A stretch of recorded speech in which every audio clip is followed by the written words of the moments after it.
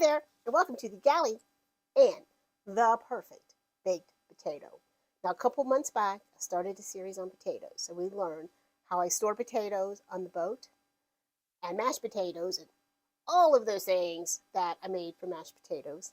And now here we are. It's the beginning of a new year, and I really want to focus on kitchen basics. And I think that the baked potato is a perfect kitchen basic. And obviously, it's the perfect thing for a steak. You can make baked potato soup, twice baked potatoes, potato skins, and watch this episode and you're going to see my secret to perfect hash browns and breakfast potatoes. So for now, let's talk about this perfect russet potato, and we're going to turn it into this, the perfect baked potato. It's going to be crispy skin, salty, flavorful. The inside, look at that, is so tender, soft, fluffy, and delicious. So don't go anywhere. We're making baked potatoes. So potato choice is going to be important when making a baked potato. The russet potato, sometimes known as the Idaho potato, is really your perfect choice for your baked potato because it has the highest starch content, and therefore that's going to be your lightest and fluffiest potato. Some people like a Yukon Gold, and they do make a tasty potato, but they don't have as high a starch content, so they will not get as light and fluffy as your russet. So I'm going to choose the russet, and this is the size that I like to do. I call them kind of like palm size. Well, it's my palm size potato, but you might want a larger potato. And the biggest difference here is this one's going to require, obviously, a longer cooking time, probably about 20 more minutes. But today, we're dealing with these. And the first thing you want to do, obviously, is wash your potato. Use a brush, wash it really well. And then you want to make sure that that skin is completely dry before you continue. If your skin is wet, the oil is going to just run away from that skin. But we want that oil to absorb into that skin so that we get a perfect, crispy, crunchy skin on that potato. So once you've got your potato washed and dried, on to the next step. So the first thing you want to do is poke holes. And I poke holes all the way around. I like to use a knife because I feel like it goes deeper into the potato. But you can obviously use a fork. And the reason that we're poking holes in this potato is we want the steam to escape. If the steam is held in, then you have a steamed potato and not a baked potato. So we want to make these vent holes for that steam to escape. And that steam escaping is, again, something that's going to provide us with that light, fluffy skin. A steamed potato, the skin is going to be heavier and denser and not as light and fluffy. And we are not going to wrap these in foil because, again, wrapping them in foil is going to hold that steam in, and we're going to have a steamed potato and not a baked potato. My oil of choice is avocado oil, and I choose this because of its high smoke content. I'm going to put these in a hot oven, and about 425. My avocado oil has a smoke point of 500 degrees, so therefore I know it's not going to get burnt and take on a bitter flavor. So any oil that has a smoke point that can handle a 425 degree oven will work here. Clarified butter will also work here. Once you clarify butter, it has a smoke point of about 480 degrees. You can use olive oil if that's the only oil you want. It just might make a little bit of a bitterness on your potato skin because that oil is going to burn in that hot oven. So once your potatoes are perfectly oiled, And then we're going to go with kosher salt all the way around. So now you have your potatoes ready for the oven. I've got my oven preheated on 425 degrees. I just put some parchment paper down. You don't have to. You can put it straight on your pan. You could put these straight on your rack, but I think it helps keep your oven a little cleaner if you put them on a pan, and it actually makes it easier to go in and out of the oven. So I'm setting a timer for 30 minutes. Now I want to bake my potatoes for 60 minutes. And I'm setting them for 30 minutes because I want to take 2 of those potatoes out at 30 minutes because I want to make half-baked potatoes. My timer went off, 30 minutes. I pulled my potato out. These are for my half-baked. And let me just show you that when you probe it, then it's not going to just slide right in. Really meets some resistance. So it's hard, and that's good because we want these half-baked. And temperature-wise, we are at 170. And really the tip is not important.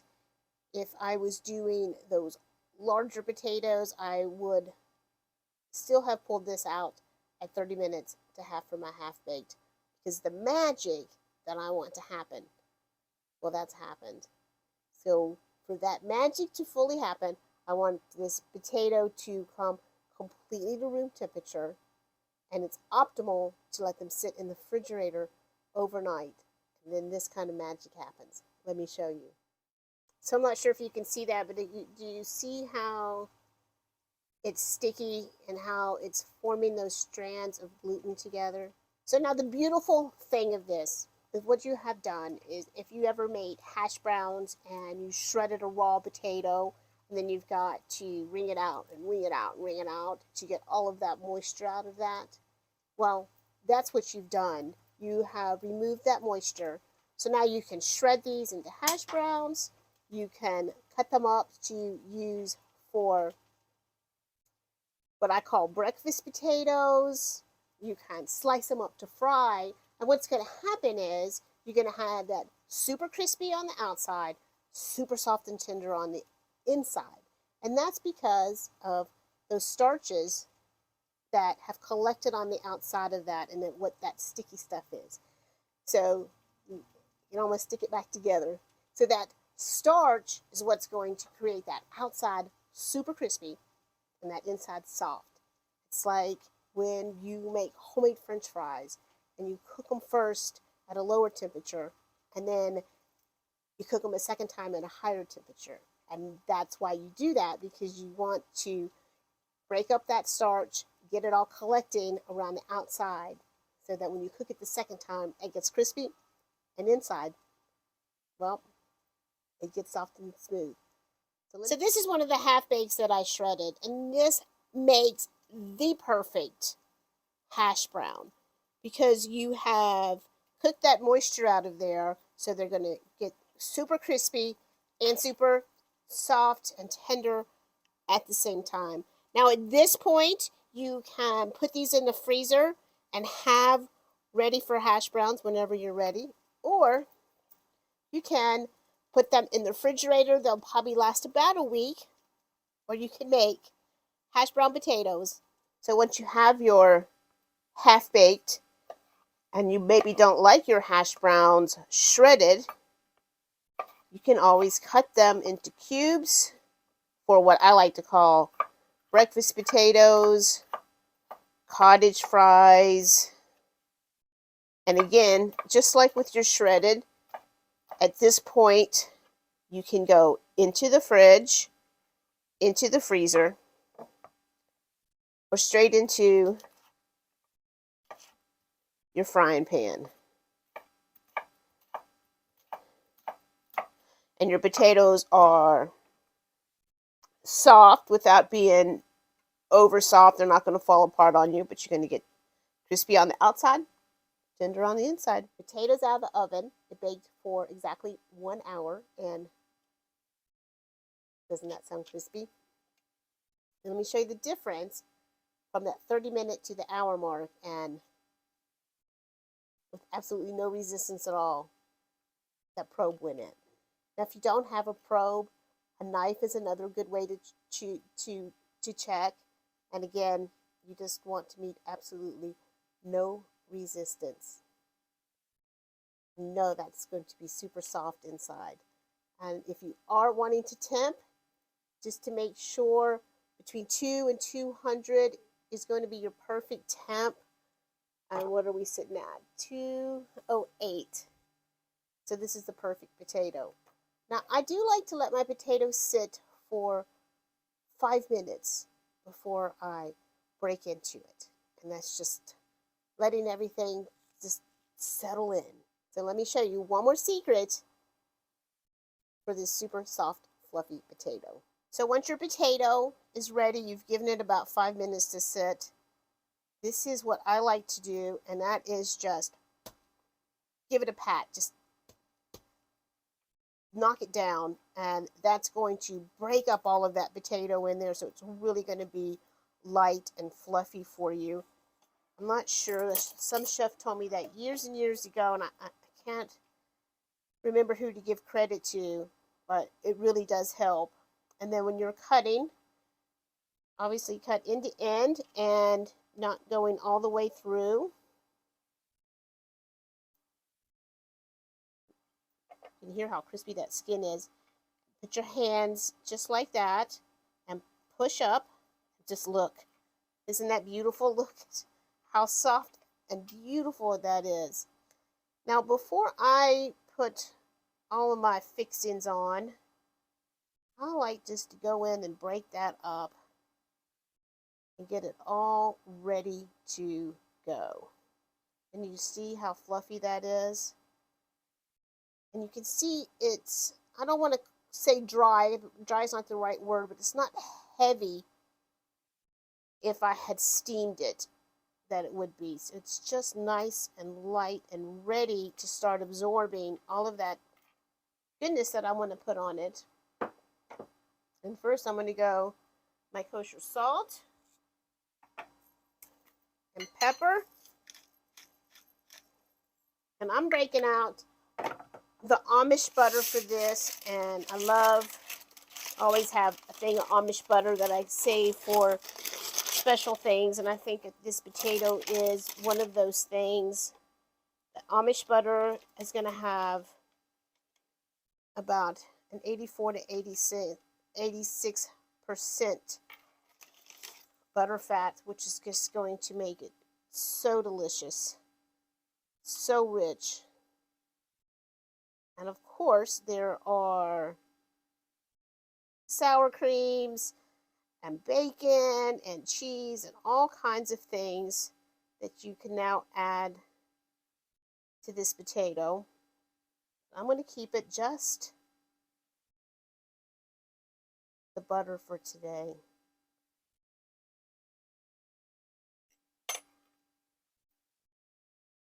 Beautiful, huh?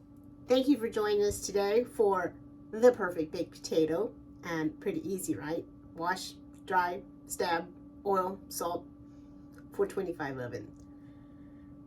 Just look what you get. So beautiful. And don't forget, when you're making baked potatoes, you want to put some extra in there to do half bakes. And with half bakes, you get the perfect hash brown, breakfast potato, fried potato. These are cut into cubes. Cut them into cubes, shred them, slice them.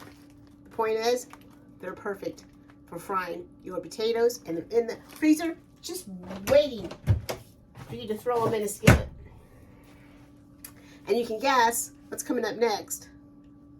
Twice baked potatoes, because could we really do the baked potato without doing a twice baked potato?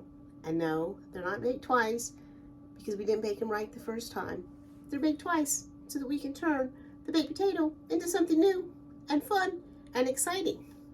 And I'll be honest with you, I think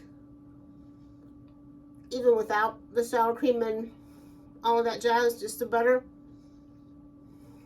absolutely delicious.